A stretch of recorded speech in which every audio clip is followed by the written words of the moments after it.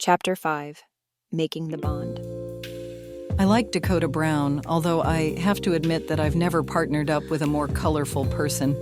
Usually I'm locking someone like her up instead of bonding on a professional level.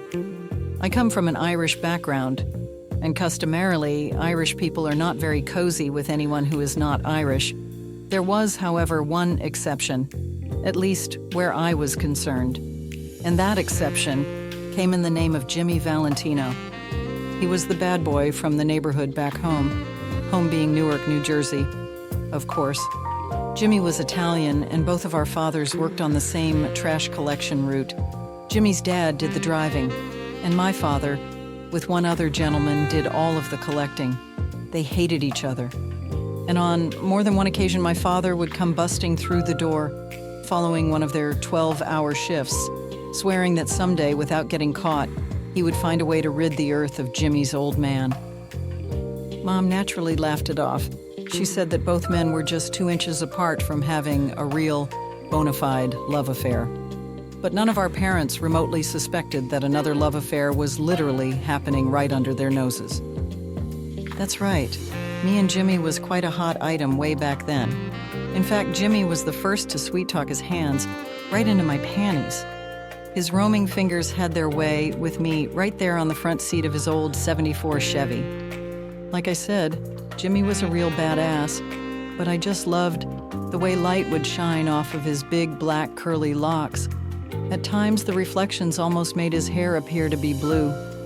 Jimmy was a real charmer, too. He had thick, bushy eyebrows and a stare that could see right through a girl. Anyways, Jimmy and I dated for the entire summer. He even took me out for my Sweet 16. I remember that night so clearly. I told my parents that I was heading over to the Nicolese malt shop for more birthday celebrations. They would have died if they only knew that just one block over, Jimmy was parked and waiting for me to join him. After I finally arrived at his car, Jimmy wished me a happy birthday. He even sprung for a nice dime store necklace. Of course it was cheap. After all, how much money does an 18-year-old boy supposed to have? Besides, I thought that it was beautiful because it came from my Jimmy. After that, Jimmy drove me to this place that I had only heard about through rumors. It was a place that was not too far from the port, and where all the lovebirds went to make out heavy. I never questioned Jimmy about our location. I just knew that we had arrived there because of the large number of cars that were present, all with steamed-up windows. So that's when Jimmy started to make his moves.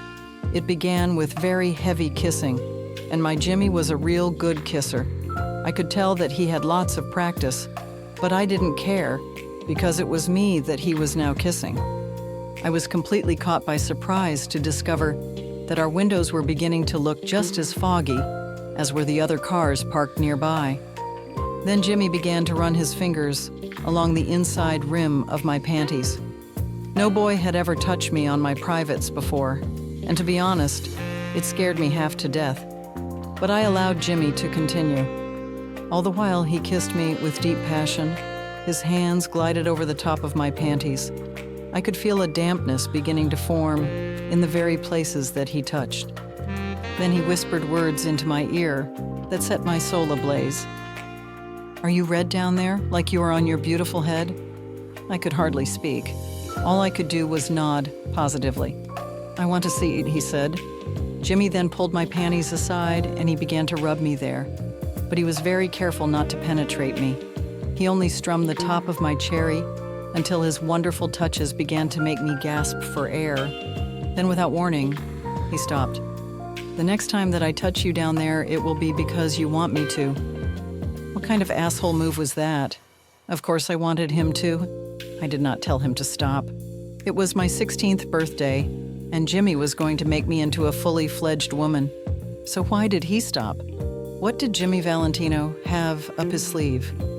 That night, all I could think about was the way Jimmy had touched me and how I had allowed him to. So why did he stop?